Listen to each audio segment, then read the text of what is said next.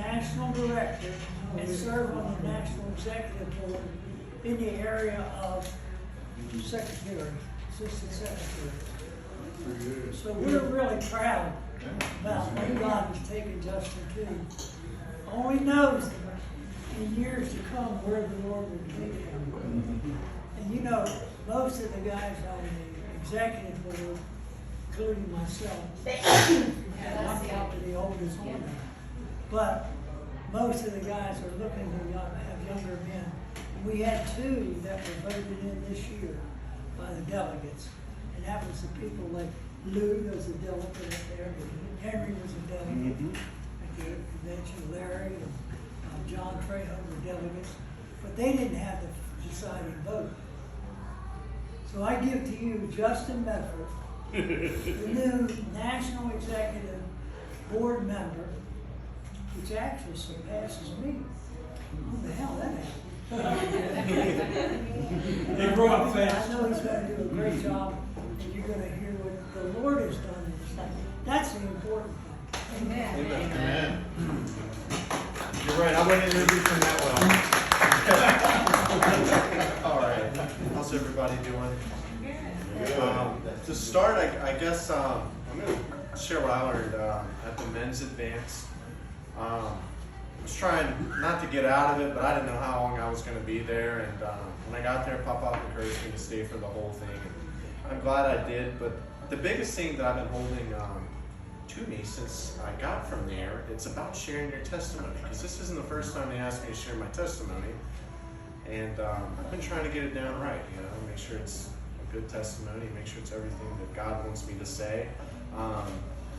But what I learned from the men's advance, it's like with your testimony, it's you kind of share what it was like before your life with God, and then your life when you walk with God, and then it's what you're doing now.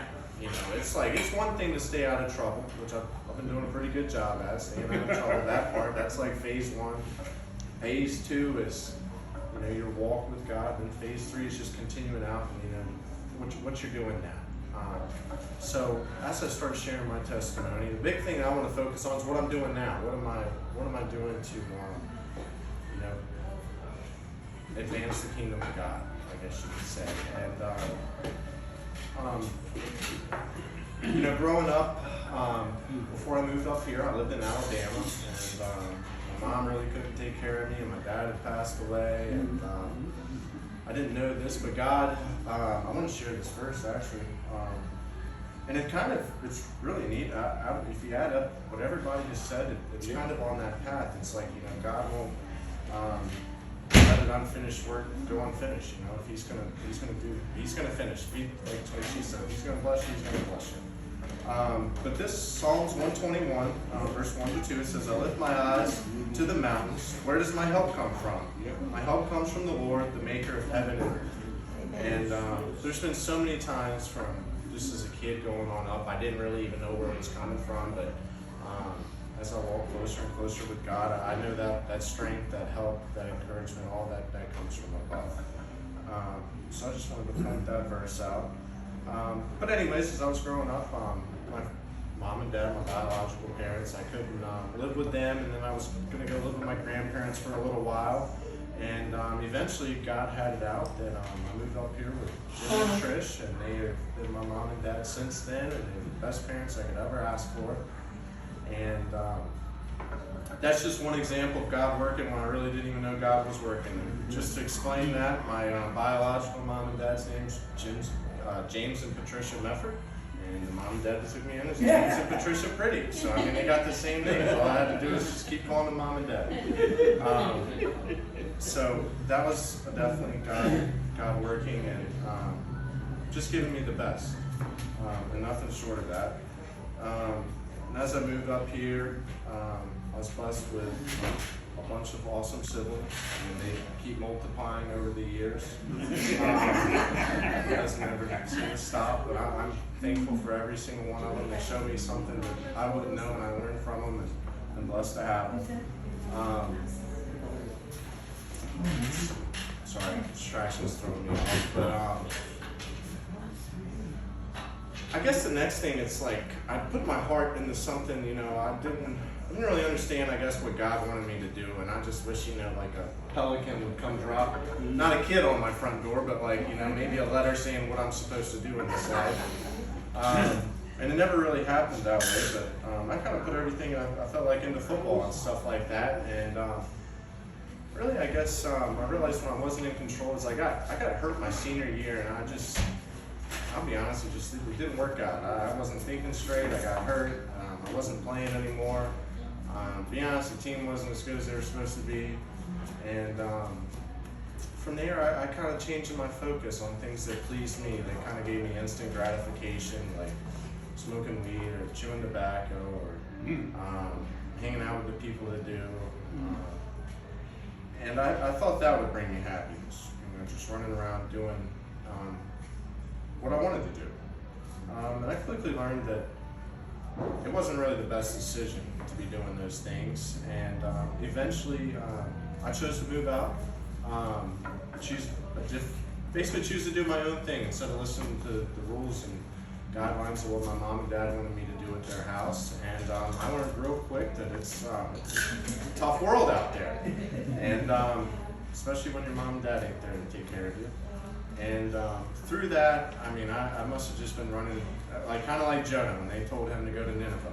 I was just running the complete opposite direction, waiting for somebody to throw me off the ship. And that eventually happened. I had started working for someone else, and I actually was addicted to cocaine, being around these people and stuff like that. And just like I said, running completely far away as possible. And I'll never forget this, but the night, they say I overdosed on cocaine, but I was driving and I was going to go across this bridge, and I used to live with Henry, and I'll never forget it. But anyways, what it is, it's like I was so tore up in that lifestyle and that kind of overdose, and I was on top of the bridge, and I could have thrown everything off the bridge, and then called the ambulance, and really nothing would have happened. Something kept telling me if I did that, if something did happen to me, nobody would know how to help me. There would be no evidence of what to do. So I really felt like this was the end of the line for me. So I was like, no, I'm just gonna leave it all here. And I stopped the car, some people stopped. Anyways, all these police officers show up. I end up going to the hospital. I think my heart rate was 205 beats per minute. I was lucky to be alive. And, the next day, I ended up meeting with the lead detective.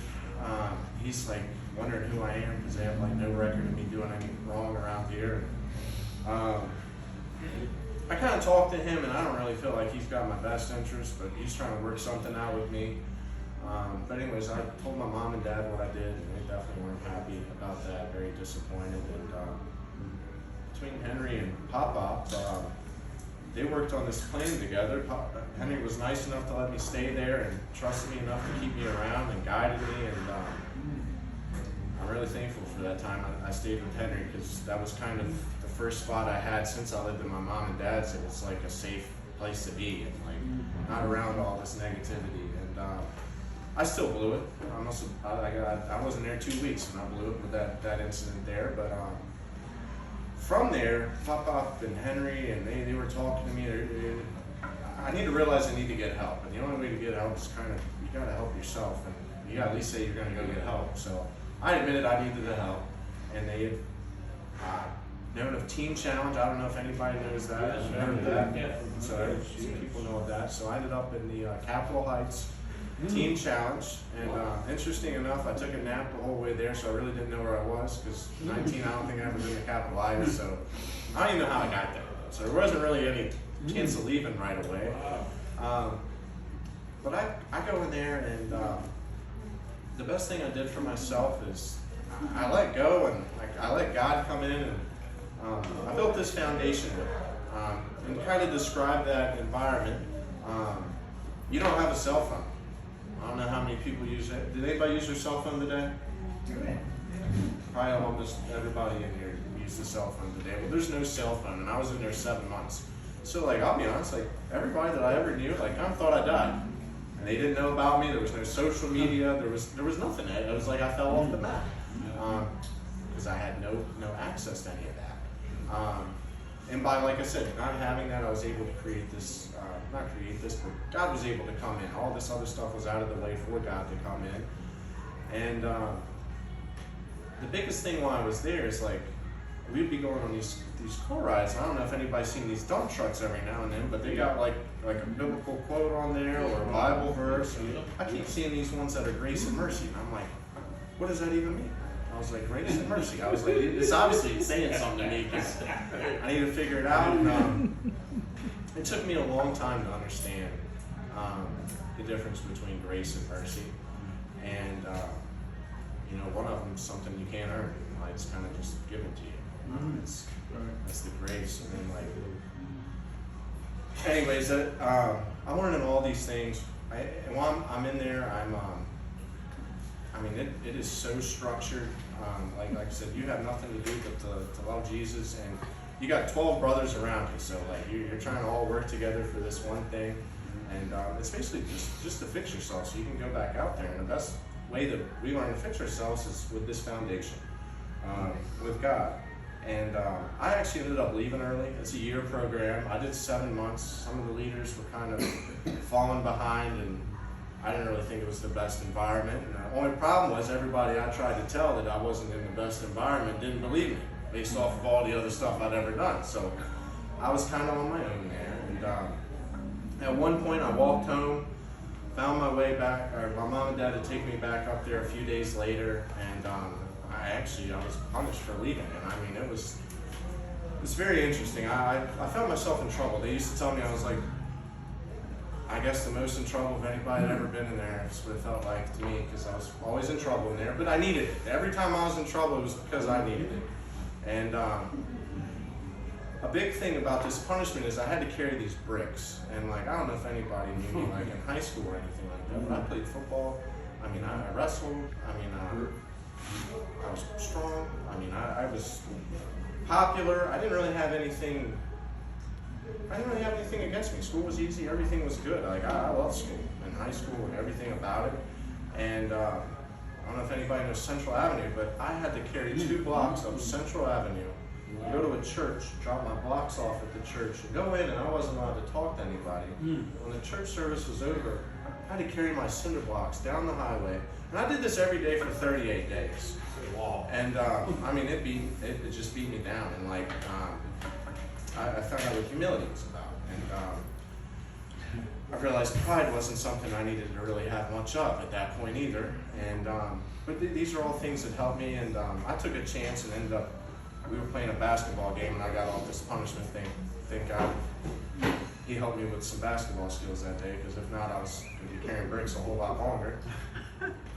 But anyways, I ended up leaving, and this is where it kind of gets confusing on my walk, because I have people saying, you know, God's a God of completion. They want me to complete this program. I feel that I'm ready to go. And I didn't know what to do, and I was torn. And I still ended up leaving, and it was very interesting how I got home. I ended up calling somebody that knew me, and I got a ride home. And I was actually homeless for a day. I didn't really know anywhere to go. I wasn't really welcome back home because of my situation, or my decisions, I should say. And also, in the meantime, you guys were taking in Ethan and Christopher.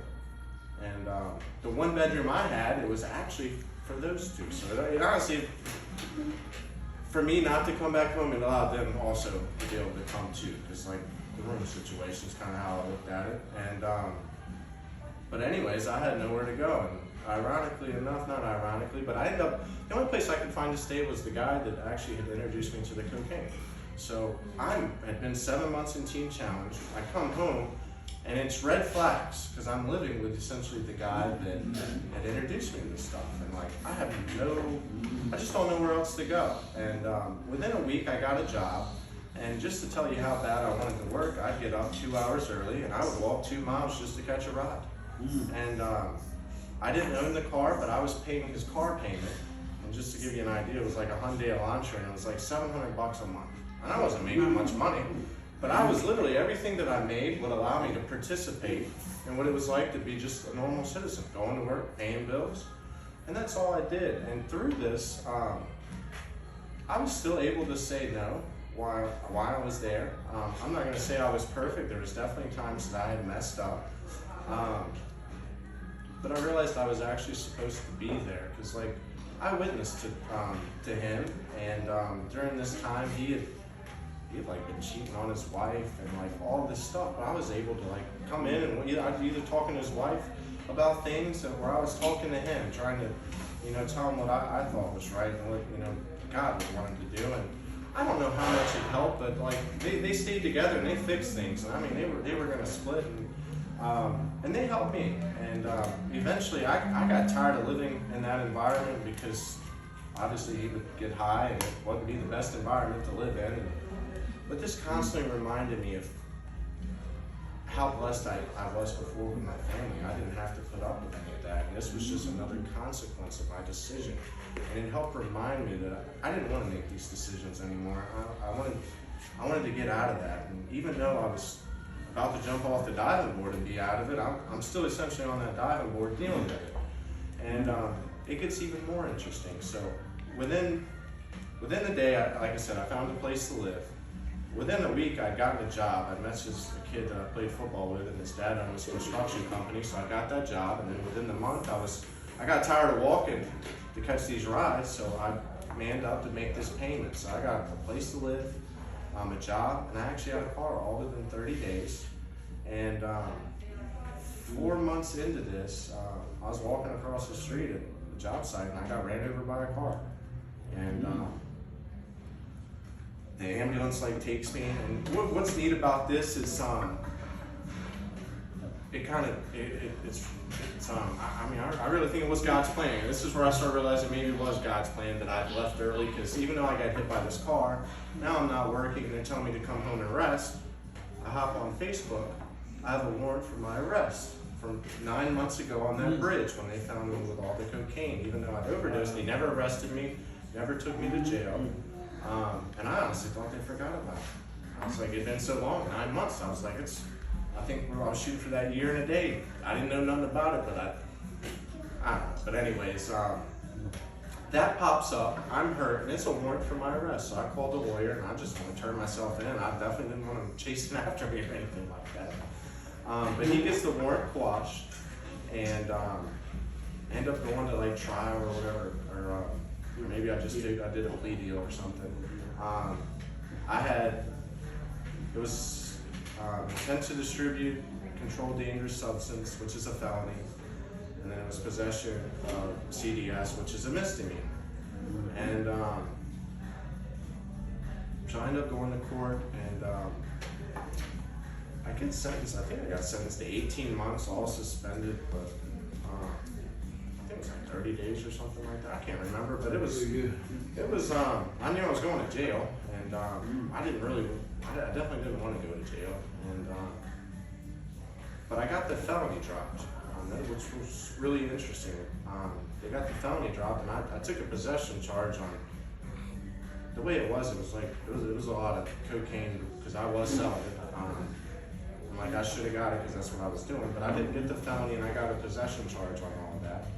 And the lawyer calls the judge, and I actually got a reconsideration. So I was out of jail within 8 days. So I got out of jail in 8 days. Then I had supervised probation. Or it was either unsupervised or supervised. It was 3 years, and I was like, holy cow! I was like, once they got you, they got you. And I had that, and even though I went to teen challenge for 7 months, they were like, we want you to go to another court-ordered rehabilitation to make sure you're good to go. So I went to see the CO, picked me up that day, got me all set up with everywhere I needed to go. When I met with the CO, I actually picked the hardest rehabilitation. I was like, pick the strictest one, because there wasn't one stricter than where I just been. So I was like, let me just get on their good side and take the hardest, because they were like, this one's easy, they let you get away with anything, or you could go here where it's very serious and structured. And I was like, let's do that. That was a 6-month program. I was the first person ever to finish that one early. I think I only had to do 2 months in there. And then the 3 years unsupervised probation, I did that perfectly. And I think I only ended up doing 9 months of that. And through that, my lawyer had gotten me a job that worked with like work release. I mean, God was opening up all these all these doors for me, get me a job that would allow me to go do this. I was friends with my lawyer, to a lawyer that got this felony drop. I got out of jail. Also through this, like too, I'd already felt like I had restarted when I went to the Teen Challenge and came back. And this is like, I think this is like 4 to 8 months later that I have to deal with the court stuff. And my dad actually came and helped me. Like I was just asking, I was like, please, somebody just pay my bills. I'll pay you as soon as I get back. I just didn't want to restart from where I was. And my dad and mom helped me. And from there, this is kind of where I started digging myself out. And what's interesting about that is when I got hit by the car, the insurance company paid me a settlement, and it covered all the money I owed for these criminal charges. Wow. And I ended up getting a little bit of money to put in my pocket. And from living at that guy's house, I realized that wasn't, like I said, the best situation, even though that's the only thing I had. So I wanted to upgrade that living situation. So one of the COs in jail, I actually moved in with him. It was kind of weird. You know, I've just been in jail now living with the police. So I'm living at his house with my best friend. That was his uncle. And I stayed there for about a year. And from there, I decided to take this job. I was tired of working so hard out in the elements. And there was a buddy I went to school with. He sold cars. And I was like, man, if this guy can talk and make money, I was like, I should be able to do the same thing. And sure enough, I tried it out, and it was a great, God opened that opportunity for me. And I started selling cars, and I got really good at it, and different doors opened up, and through that I tried not to learn to burn any bridges as I was experimenting with whose grass was the greenest and stuff like that. And through this, I actually ended up getting like depressed, kind of, sort of. I'd achieved what I thought was everything in there, and I knew I wasn't getting no promotions because I had too much in the mouth. Not only could I sell the cars, but I could make everybody upset with me too. And that was keeping me from advancing to the next spot. So I kind of felt like I was back in Teen Challenge because these dealerships, they'd work you 6 days a week, and they would tell you the only way you can make money is if you're there. So I would just spend all my time there. But this is how I learned. My biggest thing was separating myself from the people that weren't the best influence. My dad always said, you know, you hang around pigs, you're going to wind up dirty. So I wanted to separate myself from them, and then you got to fill your time up. You know, they say an idle mind's the devil's workshop. So I just kept working. Everything I did, I just worked, just worked. As long as I was working, at least I wasn't making these bad decisions anymore around these people, because they weren't working as much as I was and stuff like that. And there's a lot of times, like, I find myself, I don't know if I'm complaining or praying, but I was like, God, I gotta do something different. I felt like I was in jail, like when you're just sitting there waiting for someone to come buy a car day in and day out. You gotta deal with the same people, and they're not all Christians. I mean, you put yourself in a hole with, you know, some wolves, some tigers, sharks, and all these other, you know, animals and stuff like that, and you don't always get along with them, and sometimes it just takes a toll on you. And one day, someone came up to me with a different opportunity, telling me that I'd be good at something. And I was like, whoa, if you ain't here to buy a car, I was like, I'm not here for interviews. And I almost missed my blessing, because, like, I didn't know God. I don't always know when God's listening, but I've kind of learned that God's always listening. And it still goes back to Jonah, when he walked away and stuff like that. You know, I don't always know that he got it right when the whale's belly, you know, it did take 3 days, you know, down there. So it's kind of like what happened to me. Is I didn't know if this was good or bad or what. This is actually right before COVID, and they're trying to get me to come out there and sell roofs, and that's completely against my grain. And just to tell you what I thought I had achieved is my own will. Being in the dealership, I was trying to make it to the best dealership that sold the most cars. Well, when I got there, I made no money. I'd never not made any money, but that's what happened to me, where I got to where I wanted to be. And, like, I didn't understand it. And that's kind of where I was like, God, just get me out of here. Obviously, I'm not supposed to be here, because, I mean, and just to tell you what, like, was going on, like, I went to go sell a car. I had another sales guy that was spit in my face. And I mean, it took everything I could to not like wipe them up in the street out there. And when I get upset, I just start like crying because like I don't know what to do, and it's just my emotions kind of on overload. And I was crying. I walked back in there, and one of the owners had seen it, and they didn't even do anything about it. And I was like, if I would have done that, I was like, you would have had me shackled up and handcuffed out of here, you know, with doing something like that to somebody. And at this time, I reach into my pocket, and there's that card, that person that had offered me that opportunity. And I called them up, and I decided to take my chance, and this was right before COVID. And as we know, COVID kind of put everybody on lockdown except for essential workers. And they consider when you sell roofs that you're an essential worker because people don't want a leaky roof through all that. So essentially, they got me door knocking when everybody's on this pandemic. And I didn't think about it at first because this is my first week. But when you do door-to-door sales, you're typically tracking these people down. Are they first shift, second shift? Are they sleeping in the day? Is this police officer going in the night? You don't know when to properly talk to them or not. And what's happened now is everybody's at home. And they don't have nothing to do. And they all want to fix their house.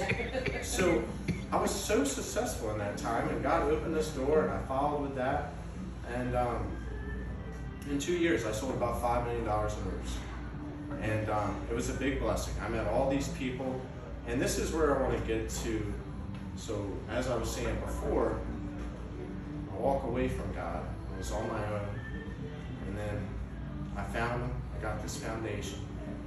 And then this is where, through this, I'm able to actually help people before. And like, I feel like this is more what God wanted me to do. And I always told myself, you know, like, I kind of ended up starting chasing the money with everything instead of, that's kind of where I'm at now. It's like, where do I need to be giving back to the people? Where am I, like I heard at the men's advance, you know, a light's really bright in the darkness. Like I can be a light right here in a room full of lights, and I mean, we're all light the room up.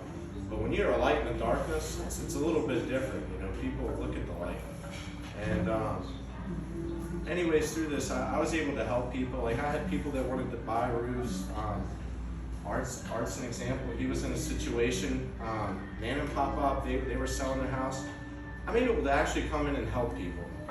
Instead of just sell someone something and mark a price up, and literally you have to kick someone's teeth in to make $1. This was a lot different. I was able to come in and help people when I felt like I couldn't help them.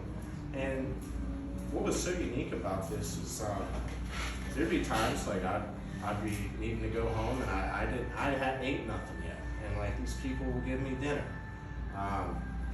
Just the blessings from this job, or I had a lady, she had saved 20 years to buy a roof. I actually got her insurance to pay for it. She was 85. I don't think she would have ever been able to buy a kitchen, but she took the money that she'd saved from the roof and redid the whole inside of her house. With that money she had saved for the roof because her insurance ended up covering it. And now what I do is I find myself, when I first started making money in this business, I realized all my friends that I did have, they didn't have all this type, they didn't have a lot of money, and like I wanted to hang out with them, so it was either me giving them some of my money to hang out with me, or eventually I started trying to get them jobs. I was like, come work with me. I was like, it's a gold rush. You know, please, just trust me, trust me. And what it's done from there, yes, it's helped me grow, and it's helped me, there's nothing greater than working with your friends every day. I mean, that's a big blessing. I get to work with my best friends, and it's a giant team, and I'm grateful for that, but I get to like witness to them. I mean, they get to watch me, and they get to see it. It's just so nice to say this came from God, and that's what I'm doing now. I'm giving the credit to Him, and the people that I am around, I'm trying to just show them where it does come from, and that's my testimony.